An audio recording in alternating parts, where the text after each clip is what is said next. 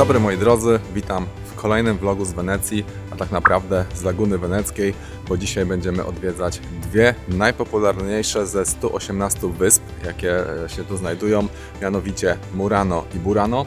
Wylądowaliśmy na Burano, stwierdziłem, że zrobię taki myk, że my najpierw przyjedziemy na Burano, a dopiero później na Murano, a ci wszyscy, którzy wysiedli na Murano, przyjadą tu, kiedy my będziemy stąd wracać.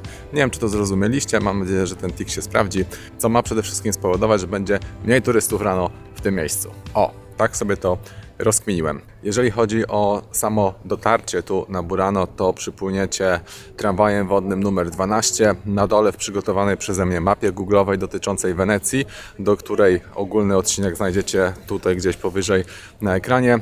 Będzie też pineska, gdzie dokładnie wsiąść, na jakim przystanku, żeby się tu udać. Możecie to też zrobić korzystając z dobowych biletów, którymi poruszacie się po Wenecji, więc nie trzeba kupować jakiegoś dodatkowego, żeby przypłynąć na tą kolorową wyspę. Zapraszam, pozwiedzamy sobie wspólnie te dwie lokalizacje. Cóż mogę powiedzieć, że wygląda to przepięknie, przecudnie, kolorowo, bardzo bajecznie, super miejscowa na zdjęcia. Naprawdę, jeżeli ktoś lubi foty i chce przywieźć takie topowe instagramowe obrazki, to Burano jest tą wyspą, na którą musicie koniecznie sobie podskoczyć. To co ważne i to co też czytałem na blogach, przygotowując się do wyjazdu do Wenecji, czy też tu ogólnie, to na pewno sprawdzajcie pogodę, bo efekt robi ta lokalizacja dopiero w momencie, kiedy jest słońce. I dzisiaj nam się z tym słońcem udało, więc zakładam, że naprawdę doświadczymy możliwie najpiękniejszego wizualnego efektu tej wyspy.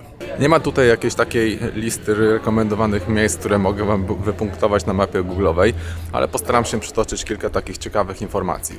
Burano znajduje się mniej więcej 7 km od Wenecji i jest zamieszkiwane przez 2,5 tysiąca mieszkańców. Ci głównie pracują na sąsiedniej wyspie Murano, wykonując swoje obowiązki służbowe przy produkcji szkła, czy też popularnych weneckich masek. Teraz zarabia się tu głównie na usługach restauracyjnych, czy też sprzedaży pamiątek. Wcześniej ludzie żyli z rybołówstwa oraz z produkcji znanych i popularnych koronek, które zapewne rzucą Wam się tu w oczy. Na pewno prawdą jest, że Burano to najbardziej kolorowa wyspa Europy, ale są tu z nią związane dwie legendy, dotyczące oczywiście koloru tych domków. Pierwsza mówi o tym, że zostały one pomalowane po to, by rybacy, którzy wracali z połowów, na przykład w trakcie mgły, mogli trafić do swojego domu. Mi się podoba ta druga wersja, która mówi, że zostały pomalowane po to, żeby im się te domy nie pomyliły i nie trafiali w objęcia na przykład sąsiadki. Pytanie, co było przed tym, jak te elewacje przybrały takich jaskrawych kolorów. Jakiś grubszy klimat musiał tu panować. Dziewczyny się pokapowały i pomalowały te chałupy, a facetom się ukróciło. Życie. Już wiemy, jaka kryje się historia związana z pomalowaniem tych domów i one są ogólnie w jednolitych kolorach, ale jest jeden za mną, który tak jak widzicie jest wielokolorowy i możemy to uznać za pineskę, czyli taki punkcik, który w tej mojej google'owej mapie umieszczę. Znajduje się on na głównej ulicy. Jeżeli chcecie sobie strzelić jakieś ciekawe zdjęcie, to możecie podejść pod ten domek. My już jesteśmy po sesji. Bardzo dużo osób tutaj przychodzi pod domek robić sobie zdjęcia, więc musicie się z tym liczyć, że czasami trzeba będzie odczekać chwilę, aby sobie zrobić własną sesję. A domek wygląda tak jak widzicie, tak kolorowo. Kolejną informacją jest fakt, że Burano składa się nie z jednej, a 4 wysp. W skład tej nazwy wchodzą San Mauro, Giudecca, Terranova oraz San Martino. Są one podzielone 3 kanałami: Rio Pantinello, Rio Terranova i Rio Zuecca. Jest tu takie miejsce, gdzie te kanały łączą się mostami i tam za chwilę przejdziemy, a tymczasem informacyjnie dodam, że za małe piwko w jednej z kawiarni ulokowanych wzdłuż tego głównego deptaku zapłacicie 5 eurasków. Jesteśmy już na tej magicznej konstrukcji. Te mosty znajdują się przy największym, najdłuższym kanale Rio Pontinelli. Tu ogólnie w tej okolicy znajdziecie najwięcej kawiarni, barów z takimi stolikami na zewnątrz, więc warto pokręcić się po tym odcinku. Ogólnie całe to Burano obchodzi się bardzo szybko. Spacerkiem wystarczy 2 godziny, nie wiem, godzina może nawet bez jakiegoś śniadania, żeby sobie przejść całą wysepkę naokoło, więc nie trzeba tu jakoś dużo, więc nie trzeba gospodarować jakiejś dużej ilości czasu. My za chwilę udajemy się już na Murano, być może jeszcze będzie okazja, żeby polatać dronikiem i pokazać Wam Burano z góry. 3, 2, 1, wjeżdża dronik i przenosimy się na Murano.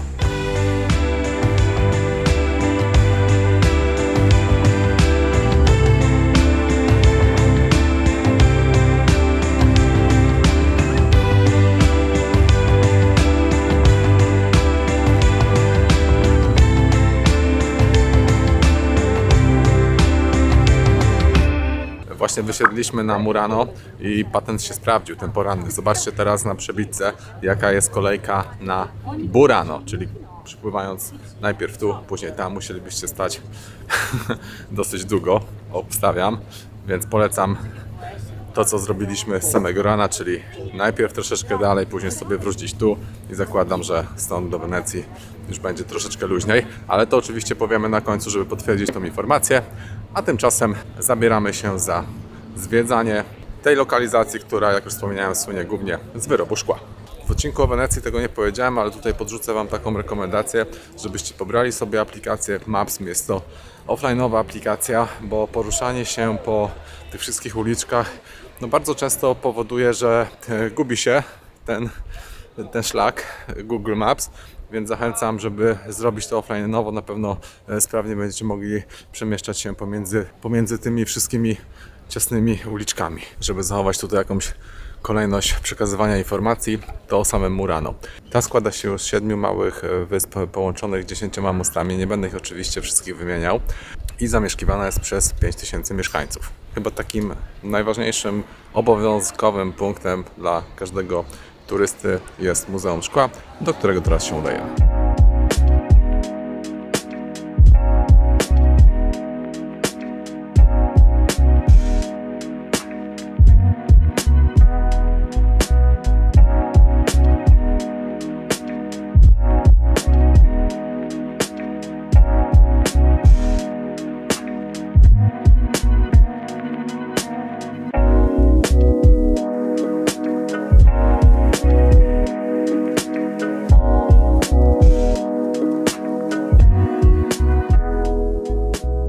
Muzeum odhaczone i poza faktem, że jest to jedno z nielicznych muzeum szkła na świecie, jakoś dupy nie urywało w mojej ocenie. Za bilet zapłacicie 10 euro.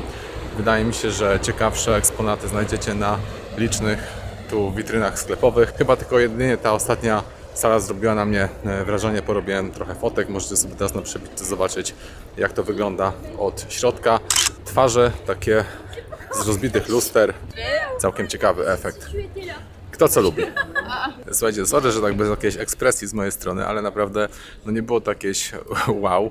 Jeżeli lubicie klimaty muzealne, to okej, spoko, natomiast ja się spodziewałem jakiegoś większego efektu, że będzie tam, wiecie, jakaś taka naprawdę niesamowicie wyglądająca wystawa, a nie do końca tak to wyglądało. Czekamy teraz z Gochą na tramwaj, bo stąd można bezpośrednio, praktycznie spod muzeum, przedostać się do Wenecji. Żeby Wam tego vloga troszkę wzbogacić i nie zakończyć go w tym momencie, bo tak naprawdę to tyle z dzisiejszego zwiedzania Burano i Murano. Zabierzemy Was jeszcze w jedno miejsce kulinarne, o którym mówiłem już we vlogu z Wenecji, ale dla tych z Was, którzy go nie oglądali, niech to będzie taka kropka nad i, bo naprawdę to miejscówę z tym makaronem trzeba mieć koniecznie na swojej liście miejsc do odwiedzenia w Wenecji. Już wróciliśmy do Wenecji. Tak jak widzicie, wspominałem o nawigacji. Zobaczcie, jakie są tu uliczki. Jak tu ma działać ta nawigacja. Ok, to co lepsze? Murano czy Burano? W mojej ocenie zdecydowanie Burano. Bardziej klimatycznie, przyjemnie, super kolorowo. Murano taka wysepka z nastawieniem stricte na tą wizytę pod kątem zakupu jakichś produktów ze szkła. Bo tego tam macie dużo i to naprawdę zrobi na Was spore wrażenie. Ale gdybym miał wybierać tylko jedno miejsce, to zdecydowałbym się na pewno na tą pierwszą lokalizację. Nic nie przebije jednak klimatu Wenecji i tych wszystkich mostków, uliczek. Tu jest kosmos. Wybaczcie moi drodzy, ale nie uda nam się Wam pokazać makaronów. Kolejka jak w Polsce do lekarza. Musielibyśmy tam stać godzinę, żeby ponownie skosztować tych przepysznych pozycji, jakie są tam serwowane. Macie to wszystko w odcinku z Wenecji. Ja Wam dziękuję za oglądanie tego drugiego. Mam nadzieję, że trochę ciekawych informacji Wam przekazałem, że będziecie wiedzieć, czy pojechać na Murano, czy na Burano. To wszystko oczywiście też może być uzależnione od czasu, jakim będziecie dysponować, bo gdybym na przykład miał bardzo mało czasu na Wenecję, to skupiłbym się tylko na Wenecji, następnie Burano, a gdybym miał tego czasu dużo, zaliczyłbym te wszystkie 3 lokalizacje. Tak czy inaczej, zdecydowanie rekomenduję Wam przyjazd do Wenecji, to samo mówiłem w odcinku poprzednim. Świetna lokalizacja i na pewno będziecie zadowoleni kupując te bilety. Dziękuję za oglądanie, wszystkiego dobrego, trzymajcie się i do następnego. Cześć!